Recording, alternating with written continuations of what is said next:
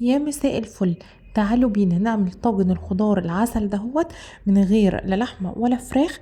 وهقولك على تركاية واحدة هتنقل طعمه في حتة تانية خالص. يلا بينا نشوف الطريقة، بس قبل ما نبدأ وصفتنا ما ننساش نعمل اشتراك في القناة ولايك وشير علشان الفيديو يوصل لكل حبايبنا. معايا بقى قطعة من الزبدة او السمنة كده على النار، بحط عليها بصلاية، اقلب البصلايه مع السمنه لحد لما تبدا تدبل معايا. بحط عليها بقى التوابل بتاعتي، فلفل اسود، السبع بهارات، قرفه، بهارات من اللحمه، واقلبهم مع بعض كده كويس مع البصله لحد لما الاقي ريحه البهارات طلعت معايا. اول بقى ما اشم ريحه البهارات بحط الخضار بتاعتي. حطيت بسله وجزر، اقلبهم مع بعض كويس. حابه تضيفي فاصوليا بتضيفيها في المرحله دي، بتاخد تشويحه مع البسله والجزر. اقلبهم بقى كويس كده وارفعهم على النار لحد لما يتبلوا معايا.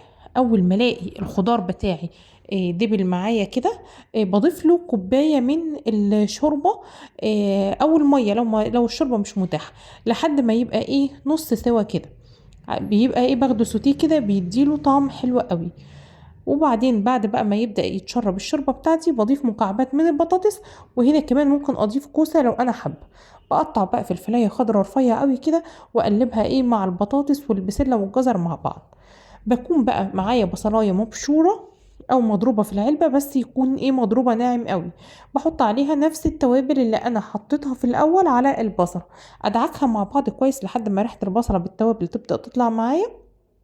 التوابل اللي حطيتها هنا تاني فلفل اسود وقرفة وبهارات لحمة وسبع بهارات، وحطيت نص معلقة من الملح.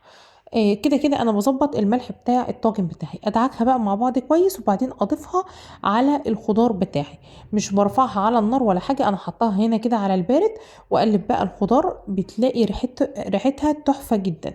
بكون بقى مجهزة عصير من الطماطم وبكبه على الخضار بتاعي.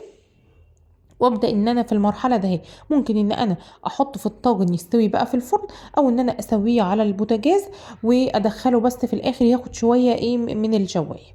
انا هنا حطيته بقى في الطاجن بتاعي، خدته بس غلوه على النار لحد الطماطم لما غليت والخضار غلي كده مع الصلصه. وبعدين حطيته في الطاجن بتاعي. ريحته تجنن. هدخله بقى الفرن ياخد السوى المظبوط بتاعه، بولع عليه الشوايه لحد لما ياخد اللون الجميل ده اهو.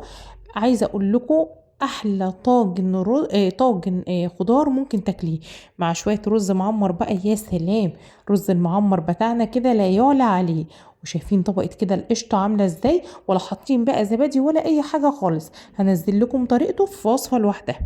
الف هنا وشوفها على قلبكم. ما ننساش نعمل اشتراك في القناه ولايك وشير كتير عشان نوصل الفيديو لكل حبايبنا. وبالهنا والشفا.